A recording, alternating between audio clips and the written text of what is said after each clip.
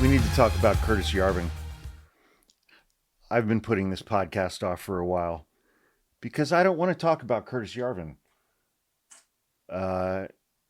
He's a weird little guy who seems to have allegedly swiped a lot of his ideas from another person who we will talk about. But on Monday, I think it was the New Yorker that I subscribed to, they put out a big article on him. I printed it out because I'm 57. I'm Gen X. I printed it because I need paper so I can highlight it and make notes on it. So I printed it. It was 40 pages long. And so that happened on Monday. And then on Tuesday, I saw Tim Miller of the Bulwark with Will Sommer, who is now at the Bulwark. I love Will Sommer. I am so happy that the Bulwark has Will Sommer. It almost makes up for the grief that I feel that Mark Caputo went on to Politico. I love Mark Caputo as well. But I'm super happy that they got Will Sommer. So Tim Miller and Will Sommer put out like a 15-minute long video on Tuesday, I think it was, yesterday. Today is Wednesday, June 4th, talking about Curtis Yarvin and talking about this article. Anyway, I'm Hawk. Welcome back to another Hawk podcast. If you like this video, please click like, leave a comment. Please subscribe to my page. And if you would like to support what my brother and I are doing, if you would like to support that financially, please subscribe to one of our tiers that we have. But I didn't want to talk about Curtis Yarvin, but I saw this article came out. Then I saw the Tim Miller, Will Sommer thing on the Bulwark. And so I was like, God damn it. Okay.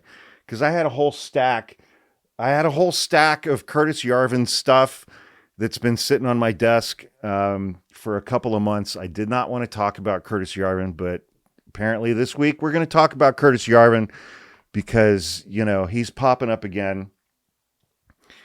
And so Curtis Yarvin, he's a couple years younger than me.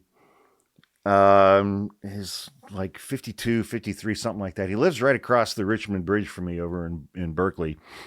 I'm in Marin County. But this guy, he's extremely intelligent. He got into college at a very young age, graduated at a very young age, a few years younger than everybody else in his class. But, he also used to go to class every day wearing a bicycle helmet. And so people made fun of him for wearing a bicycle helmet, and they called him Helmet Head.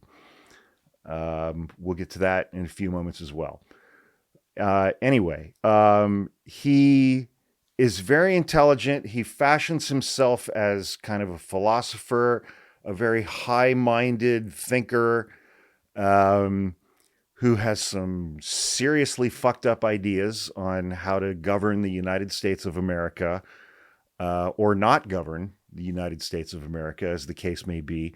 Doesn't believe in voting. Doesn't believe in democracy. Which, okay, all of that's fine. But over the last several years, 10, 15 years, he has become a favorite of the kind of Silicon Valley billionaire class. Peter Thiel, Mark Andreessen. He's friends with Vice President JD Vance, who has cited him often, and who has socialized with him recently. And, Peter Thiel invested in one of his companies back in the day.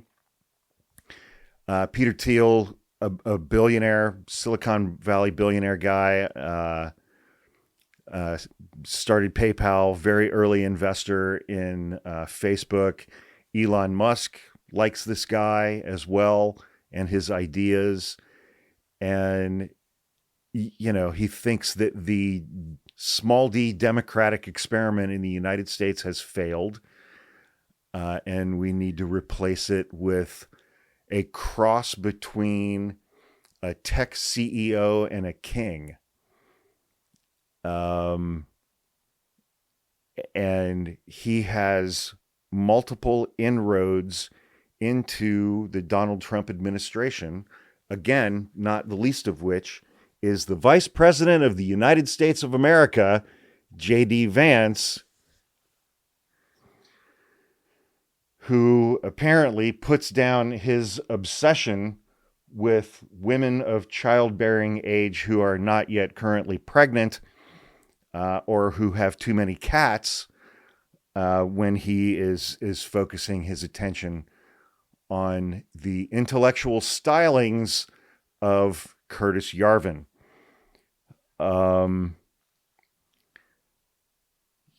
Curtis Guy Marvin, also known by his pen name, Mencius Moldbug. I mean, he used to post blog posts under the name Mencius Moldbug, which I was like, Mencius Moldbug. I mean, how fucking pretentious can you get? So I renamed him Mendacious Mudbutt. Mencius Moldbug, Mendacious Mudbutt. Let's go with Mendacious Mudbutt. So we're going to talk about a little bit about his background, a little bit about his, political philosophies. We're going to talk about his view of American society, American democracy. We're going to talk about his theories and feelings on race. Spoiler alert. What the fuck? And then we're going to go through parts of that article that was in the New Yorker that was published this past Monday, Monday, June 2nd. So let's dive in.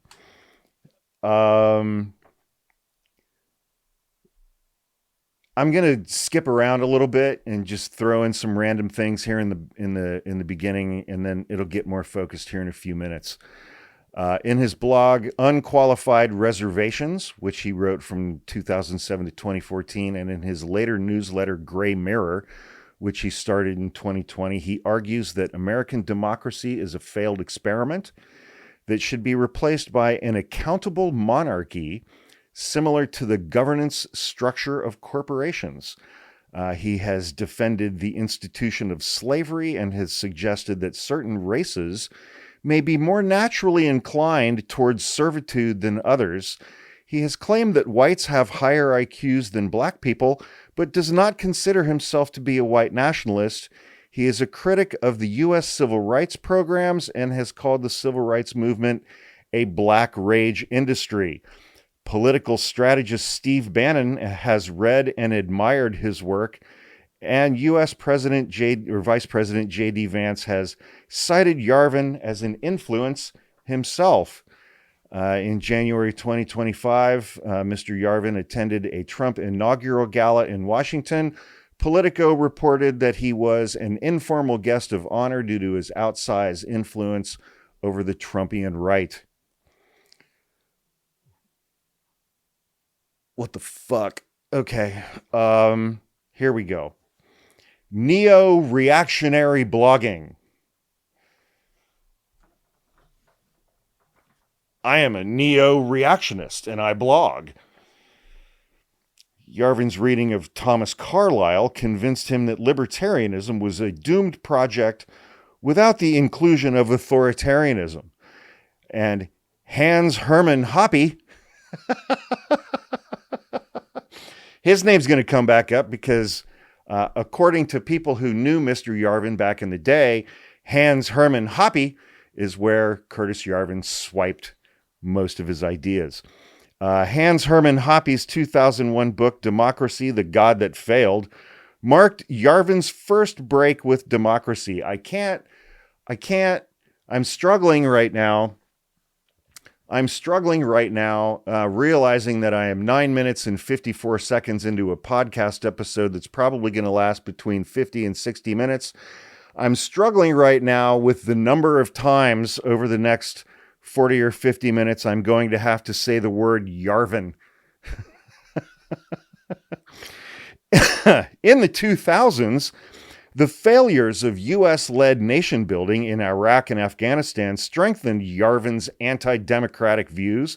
The federal response to the 2008 financial crisis strengthened his libertarian convictions. You know, libertarians are like fucking cats. They think that they exist in a manner which is completely independent of and not relying on anything or anyone around them, when in reality they are 100% dependent on every single person in their immediate vicinity and beyond.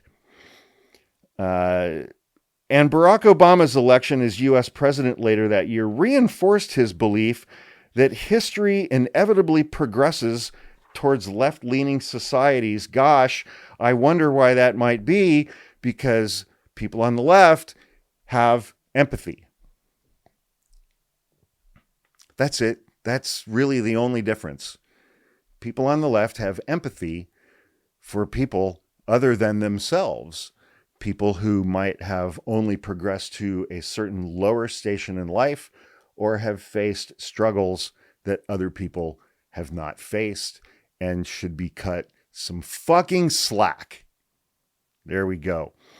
In 2007, Yarvin began the blog Unqualified Reservations to promote his political vision in an early blog post. Okay, so this is 2007. So this is 17, 18 years ago. He adapted a phrase from the movie The Matrix, repurposing red pill to mean a shattering of progressive illusions. All right, so you remember that... you remember that scene early on in The Matrix where Morpheus has Neo, the two of them are hanging out, and Morpheus sticks out both hands, and he's like, in one hand, there's the red pill, in one hand, there's the blue pill. If you take the blue pill, you go back to sleep and you go back into the Matrix and you just live your level, man. But if you take the red pill, then you wake up and you discover what's real outside of the Matrix. And that phrase, red pill, has evolved over the years. And I feel confident in saying that on June 4th of 2025 at 8:35 p.m. West Coast time, I believe today is a Wednesday, at this point in time, I feel strongly confident that if someone describes themselves as being red-pilled, that person's just a fucking dick. They have no empathy for other people because they have woken up, not to be confused with woke. But every single person I've encountered on the internet at this point in time who describes themselves as being red-pilled is just a complete fucking asshole. If you're a dude and you're red-pilled, you're an incel, pretty much. Or you're married to a woman who is saving every fucking dime she can, everywhere she can hide it, until she has enough money to get away from you. If you're a woman and you describe yourself as red-pilled, I just don't even have words. I don't even have words, and I can't help you. Because I saw a woman do a TikTok the other day that was like, why do conservative women make TikToks? Why do they speak in public? Why do they have bank accounts? Why do they have cell phones? Why do they have credit cards? Why do women who claim to be red-pilled have all of these things that progressives and liberals fought for them to have, but then they denigrate progressives and liberals and feminism? Yeah. In 2020, Yarvin began blogging his views under the page name Gray Mirror. I'm not sure if he was still using, going by the nom de plume of Mendacious Mudbutt at that point. Whatever. Who gives a shit about the rest of that? So he has received some criticism as well. According to scholar Joshua Tate, Mencius Moldbug imagines a radical libertarian utopia with maximum freedom in all things except politics. He has favored same-sex marriage, freedom of religion, and private use of drugs, and has written against race or gender-based discriminatory laws, although, according to Tate, quote, he self-consciously proposed private welfare and prison reforms that resembled slavery. Tate describes Yarvin's writings as contradictory, saying he advocates hierarchy, yet deeply resents cultural elites. His political vision is futuristic and libertarian, yet expressed in the language of monarchy and reaction. He is irreligious and socially liberal on many issues, but angrily anti-progressive. He presents himself as a thinker, searching for truth, but admits to lying to his readers, saturating his arguments with jokes and irony. These tensions indicate broader fissures among the online right. It's like, we all fucking know that guy, man. We all fucking know that guy. Just suffering from absolutely crippling insecurity when he's alone. But yet has put out some edgelord bullshit out on the internet and has gotten some modicum of recognition, following, notoriety, whatever you want to call it, and now thinks he's the smartest fucking guy in the room. And wows people and dazzles people with his contrarian, that is sassy kind of line of thinking. Curtis Yarvin is the guy you don't want to get fucking stuck next to when you're at a party and your friends haven't fucking shown up yet because they don't understand public transportation. You're living in a city and it's like they haven't figured out how to get to the fucking neighborhood where the party is. You got there early because you have ADHD and you don't know how to do anything other than show up early. So you get there early because you don't want to be late and have your friends be there without you. Your friends don't give a shit. They're running late. They're like, "Where's the bus? Is it a train? Are we taking a bus? What?" And so you get to the party early and this fucking dickhead is standing next to the fucking drink table. And you're like, "Oh, god damn, this fucking guy, Jesus Christ on a pogo stick." And you're just like, on, yeah, And he's like, "So anyway, we need a monarch that is like a CEO of a corporation, and we need to divide up the states into these little areas that are these sovereign areas, and each one of these sovereign areas has its own little monarch CEO, and you don't get to vote, and what you think politically doesn't matter." But it's like, who cares, man? Because it's a benevolent CEO monarch. And if you don't like that one, you just move to a different one of these little sovereign regions that has a different CEO who's a monarch, who's also benevolent, but it's also a white guy, because it's always a white guy. I mean, come on, because white guys are smarter than black people. I mean, come on. And we can't do it with a woman. What? And you're just like, I get it, man. I get it. You're just like, I just wanted to get a vodka tonic, man. You're like, where the fuck are my friends, man? And he just keeps going, and you're like, what the fuck is even happening? And that's Curtis Yarvin. But amazingly, billionaires in fucking Silicon Valley are like, "Oh yeah, no, yeah, dude, I am totally on board. Can I invest in your business?" And now, over the last several years, all of those Silicon Valley billionaires, like Peter Thiel and Elon Musk, Mark Andreessen, a bunch of others, and that whole tech class have like gotten red pilled and are now MAGA. And they're all like informal advisors to Donald Trump. They're all friends with JD Vance, whose first real job out of college was working for Peter Thiel. Yeah, of the PayPal mafia. And so it's like somehow this fucking dipstick winds up being vice president of the United States. He's friends with all of these. He's friends with all of these guys, except for Peter Thiel. We'll circle back on him. We'll put a pin in Peter Thiel and circle back. He's friends with all of these other incredibly powerful, wealthy, white men, largely, in Silicon Valley, who, when they were in middle school and high school, didn't know how to talk to girls and never got laid.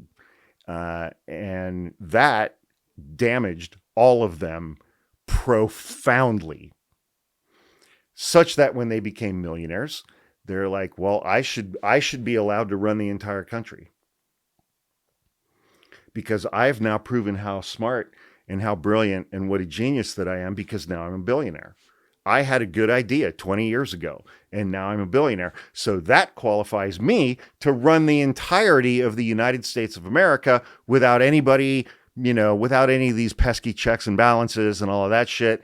And Curtis Yarvin comes along and is like, yes, you should. Yes, you should. I think it was in something like 2009,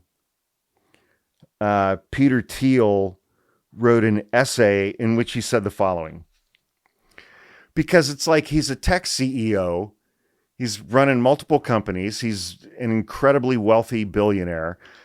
Peter Thiel was not concerned with being able to talk to girls in middle school and high school, because Peter Thiel is gay. Gawker outed him for being gay several years ago, so he spent several $1 million suing them out of existence because he was mad that they outed him as being gay. Anyway, Peter Thiel also does not like democracy or voting, especially when the people who are voting are women. He wrote in 2009, I no longer believe that freedom and democracy are compatible. Since 1920, the vast increase in welfare beneficiaries and the extension of the franchise to women, two constituencies that are notoriously tough for libertarians, have rendered the notion of capitalist democracy an oxymoron. So the funny thing is that when that essay, because it's like, if you're a CEO and a billionaire and you're running multiple companies, you should be like, oh, I should write an essay so that everybody can know what I think, because I'm an extremely important person. And I just know that everybody out there, all of the common folk in San Francisco, where Peter Thiel lives, all of the common folk in the Mission who are getting things like burritos and taquitos, all of the common folk are desperate to know what I, Peter Thiel, CEO of essentially a credit payment company, all of these common folk are desperate to know what I think about should women have the right to vote. So I'm going to write an essay. I am going to write an essay. Here is my essay. Here's my essay. Here's my essay. Since 1920, the vast increase in welfare beneficiaries and the extension of the franchise voting to women, two constituencies that are notoriously tough for libertarians, have rendered the notion of capitalist democracy into an oxymoron. So when he put that essay out, he had to put out a cleanup essay, because he got a lot of backlash for that first essay where he said everything went off the fucking rails when we gave women the right to vote. So he had to put out a cleanup essay, and that cleanup essay was like, I'm sorry, I misspoke in my last essay. I don't believe that anybody should have the right to vote. That was his cleanup essay. Yeah.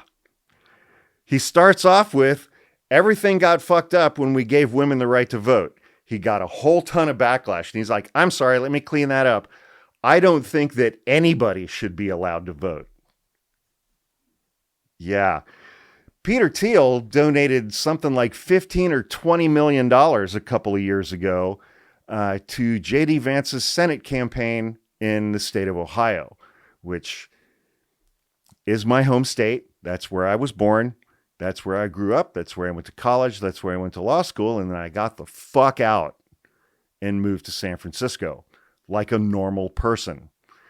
Because when I was growing up in Ohio, Ohio was a blue state in the 70s and into the 80s. By the time I got into what was finishing college, got into law school into the 90s, it's getting a little purple. And then I left Ohio for good at the end of 2001, beginning of 2002. And over the last 23 years, Ohio has become Alabama. Yeah. Slightly less inbreeding, I think, just because they're, cities and shit. But whatever. Anyway, so let's talk about Mr. Yarvin's. Well, okay. People say he's alt-right. He denies that. He put out an essay saying why I am not a white nationalist. And here's the thing. I've never met anyone who's not a racist who had to put out an essay called Why I'm Not a White Nationalist after years of people accusing them of being a racist.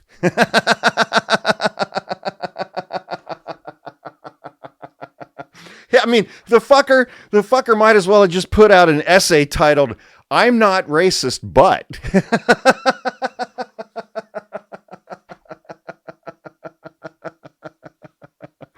Oh, man.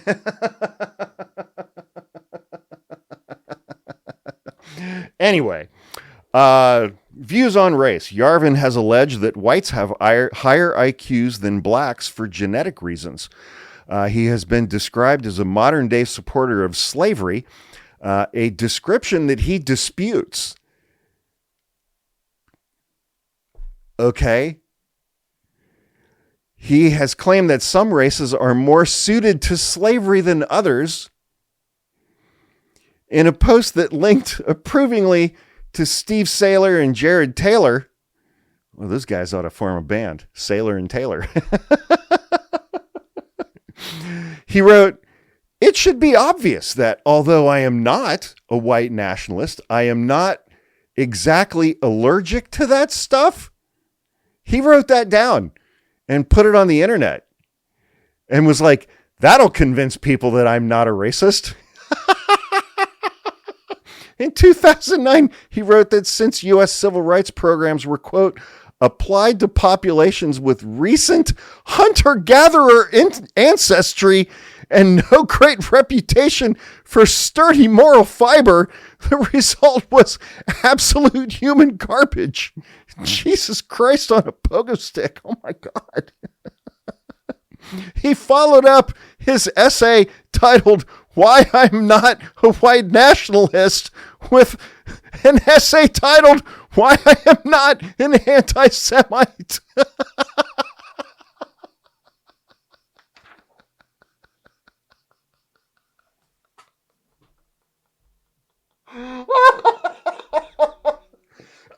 Oh. Oh. Okay. I've never had to write an essay with either one of those titles.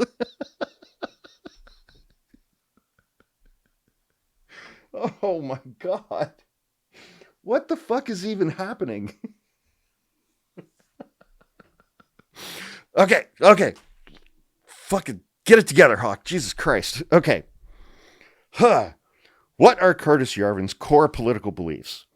Curtis Yarvin is best known for his rejection of liberal democracy, which he considers to be corrupt, inefficient, and fundamentally irredeemable. He advocates for replacing democratic governance with a CEO-style autocracy or neo-monarchism. I love how these fuckers just take words and put neo in front of it. Like, I mean, I think at this point, I think I could accurately describe Curtis Yarvin as a neo-dickhead, where neo-monarchism, where a single powerful executive akin to a corporate CEO or monarch rules without elections, without opposition, or without any checks and balances.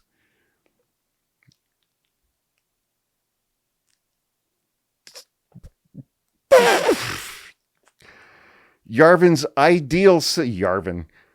I'm just going to start saying Marvin. Yarvin's not a fucking word. Marvin's a word. Marvin's ideal system concentrates power in one sovereign executive who would streamline government, eliminate bureaucratic gridlock, and make decisions based on efficiency and outcomes, not the popular will. Which circles back to who decides what is efficient, if not the people. A sovereign executive who would streamline government, eliminate bureaucratic gridlock, and make decisions based on efficiency and outcomes. Who decides what's efficient? Who decides what is a good or bad outcome? And he's like a CEO-style executive. So all of these white billionaire CEO men in Silicon Valley are like, That sounds amazing, Marvin. I'm a white CEO executive. I could do that. Mark Andreessen sitting over there with whatever the fuck that shape of a head is. He's like, I could do that. I am a white man and a CEO, and I care about efficiency and outcomes. Except when it comes to the shape of his head. Jesus. Key concepts. So Yarvin, okay, he divides a few things up in negative ways. The first is the cathedral. Marvin takes he uses the term the cathedral to describe the informal alliance of universities, media, and bureaucracies that, in his view, enforces progressive orthodoxy and suppresses dissent. Suppresses dissent. Let me go back up to that part where a sovereign executive makes decisions without elections, opposition, or checks and balances, and yet he's concerned about suppressing dissent. But he wants an executive who rules without elections, opposition, or checks and balances. Man, fuck this guy. For a high-minded intellectual, it's like, does he not see these contradictions? Okay, whatever. Patchwork sovereignty. This you guys are going to love. Marvin proposes dividing the world into autonomous, city-sized, sovereign corporations, which he conveniently shortens and abbreviates to SovCorps. See, that's short, okay? That's short for sovereign corporations. When you just say SovCorp, that saves you like 3 syllables. Which, wait, let me go back up to that's right. That's based on efficiency. That's right, efficiency. Why say 7 syllables when you can say 2? SovCorps. There we go. Each SovCorp would be governed like a business by an executive. Citizens would be customers rather than voters. I can tell you guys already right now that I'm going to split this one up into 2 parts because I'm having too much fun with this introductory shit. So this is going to be part 1 of Mendacious Mudbutt Curtis Marvin.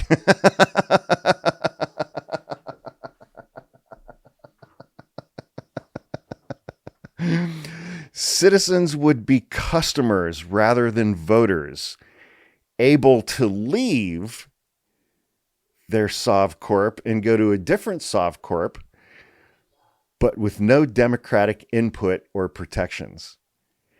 And no elections, no opposition, no checks or balances. But it's efficient because instead of saying sovereign corporations, you only have to say SovCorp. See how much time you saved? Isn't that amazing? Isn't that amazing? It's like, man, this guy might really be onto something.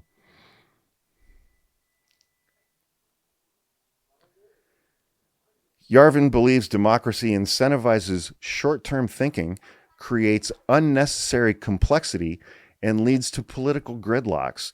He favors a technocratic approach where experts and technocrats advise the sovereign. Experts and technocrats like Peter Thiel, Mark Andreessen, Elon Musk, Mark Zuckerberg, Jeff Bezos, and of course, Donald Trump Jr. Advise the sovereign, and governance is depoliticized and focused on results. See, now here's where I would be concerned, because he's like, I want a unitary sovereign who is focused on results. But I also defend slavery and think that black people have lower IQs than white people, and some races just lend themselves more conveniently towards slavery. So who's defining the word results? Yeah. Elections and party politics are, in his view, divisive and counterproductive and should be eliminated in favor of appointments based on, wait for it, 2 more words where it's like, who defines these? They should be eliminated in favor of appointments based on, that's right, merit and capability. Yes, we have an executive branch right now that has eliminated all DEI and makes appointments based only on merit and capability. And that's how we've ended up with Marco Rubio, Tulsi Gabbard, RFK Jr., and Pete Hegseth. Yeah, merit and capability. Okay. All right. Let's do this. Let's pause for a moment. Let's shake it out. Let's shake it out. All right. Now we're going to take a deep breath on 3. 1, 2, 3. Hold it. Let it out. There you go. Now we're going to get those sit bones seated. We're going to get those chakras realigned. That's right. Let's line up those chakras. Let's open up that third eye. That's right. We are grounded.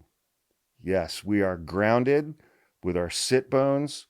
Our chakras are aligned. That third eye is open so that we don't miss anything from Pete Hegseth. Exactly. Controversies.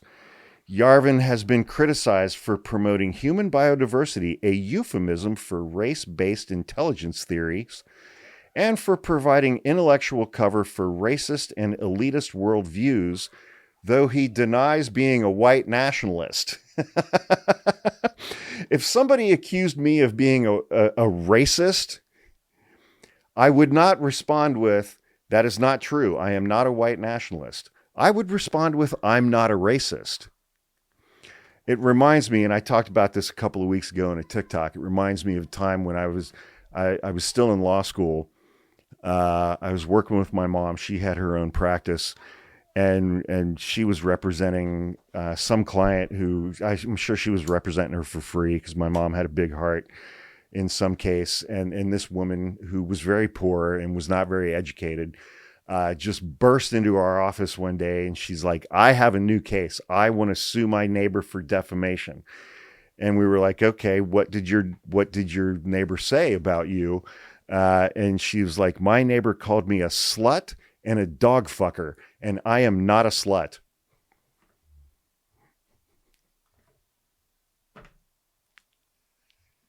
And we were like, and you're a racist. I am not a white nationalist.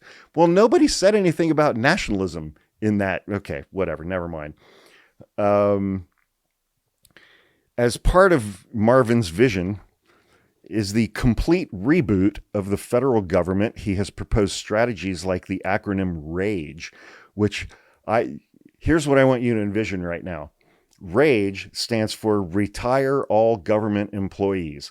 I want you to envision the level of giddiness, self-satisfaction, and internal superiority that Marvin felt when he came up with that acronym.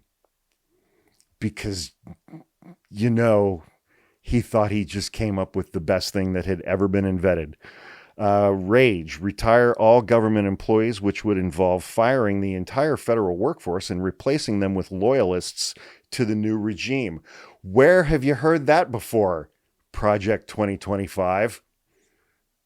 Russ Vought, Chapter 2 of Project 25, which Russ Vought wrote on consolidating the power of the executive and firing everybody in the executive branch. And JD Vance, who was on that podcast, he was on a podcast with that bald guy who had a neck beard, who apparently got off by watching his wife have sex with other people while he's getting pegged. But he comes across as like, an alpha male. Like, you look at the guy and you're like, oh, that guy used to be in the special forces. It's like, no, he likes to watch other guys fuck his wife. But JD Vance was on that podcast when he was like, we should defy the courts if we get reelected. And, in the words of that Supreme Court justice or the president, Andrew Jackson, it's like, well, the Chief Justice has made his order. Now let him enforce it. And, but on that same podcast with Cuckboy, JD Vance was like, we should fire every single employee in the executive branch and replace them with our people, which he got from Russ Vought, Project 2025, who got it from Curtis Marvin. Yeah.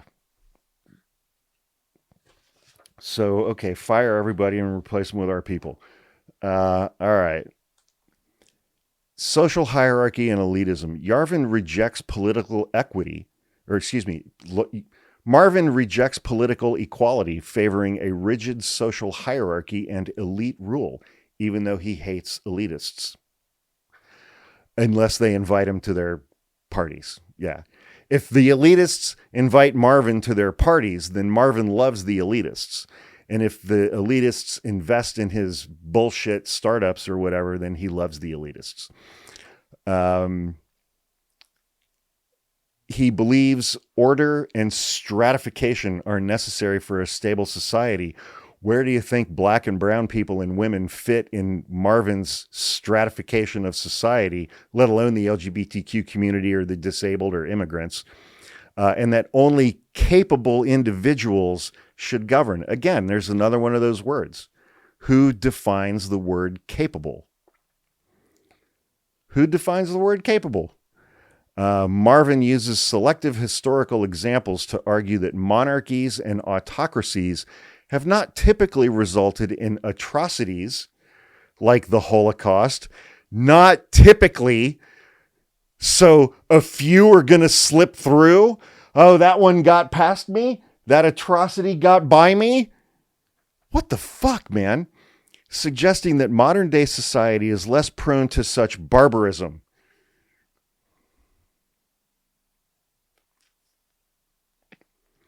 He contends that the risk of absolute power is outweighed by the benefits of efficient, centralized rule.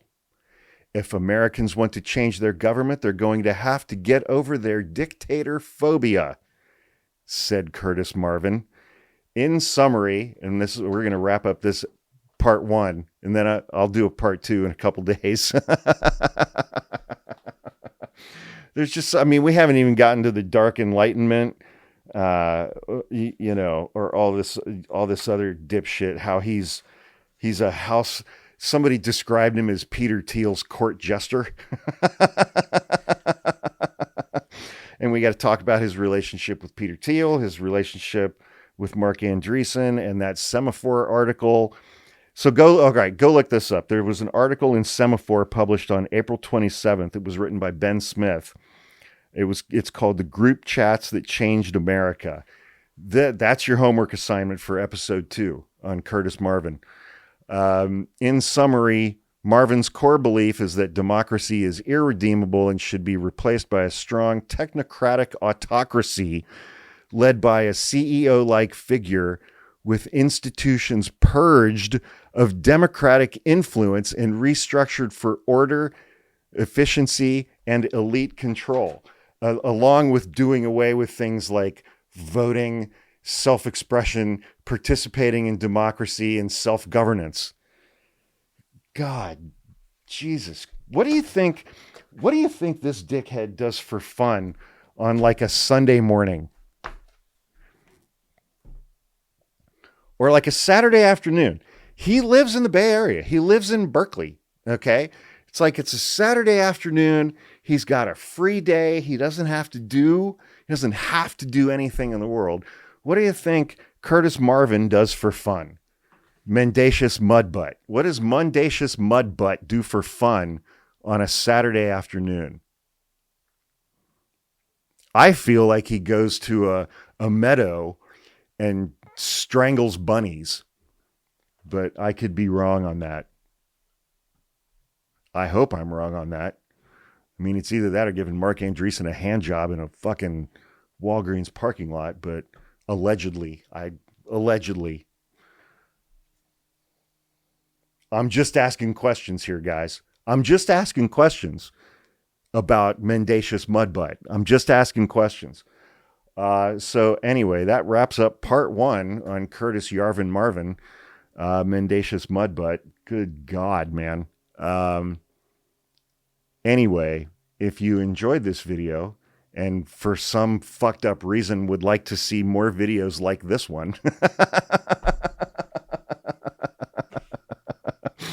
please click like, leave a comment, even if you spell it wrong and you don't have a complete handle on the differences between there, and there, and two, and two, then, and than. I mean, my God, how can anybody keep track of this shit? I mean, my goodness. And, because when you guys leave comments like that, that's how we spot you in the wild. So, please subscribe to my page. It's free. It's a fucking laugh riot over here. And thanks for watching this, and I'll see you guys soon.